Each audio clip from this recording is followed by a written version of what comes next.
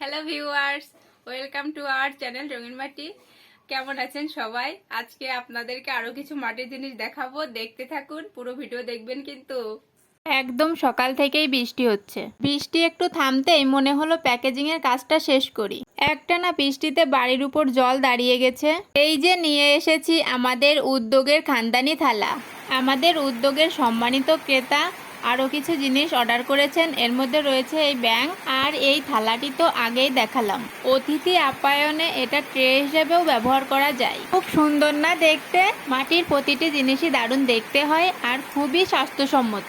মাটির জগে জল অনেক ঠান্ডা থাকে আর দেখতে এই জগটা কি কিউট। মাটিরই ছোট একটা ঢাকনা আছে ঢেকে রাখার জন্য, খুব সুন্দর। এদিকে আমরা কাজ করছি আর ওদিকে বৃষ্টি নেমেই যাচ্ছে। এবছর শরৎকালটাও বর্ষাকালের মতোই হয়ে গেছে। পপি আর আমি দুজন মিলে প্যাকেজিং এর কাজগুলোকে এগিয়ে নিচ্ছি। মাটির জিনিসের প্যাকেজিং অনেক যত্ন সহকারে করতে হয়। জিনিসগুলো অনেক দূরে যাবে, যাতে নিরাপদে গন্তব্যে পৌঁছে যায় তার জন্য সর্বোচ্চ প্রচেষ্টা করি আমরা। সুন্দর প্যাকেজিং এর কারণে আমরা অনেক প্রশংসাও পেয়ে থাকি।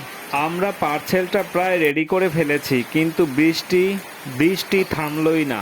বিগত বছরগুলোর তুলনায় বৃষ্টি এবার বেশি। অপেক্ষা করতে করতে রাত হয়ে গেল। পার্সেল রেডি করে ফেলেছি আমরা, কিন্তু বৃষ্টির কারণে দিতে পারিনি।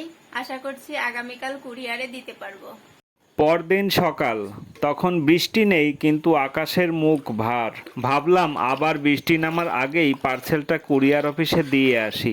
ঠিকঠাকভাবেই দিয়ে আসতে পেরেছিলাম। পরে আবার বৃষ্টি নেমে গেছিল। একটানা বৃষ্টি নেমেছে দিনভর। যা হোক, আমাদের সাময়িক কষ্ট হলেও বৃষ্টি হচ্ছে প্রকৃতির জন্য আশীর্বাদ।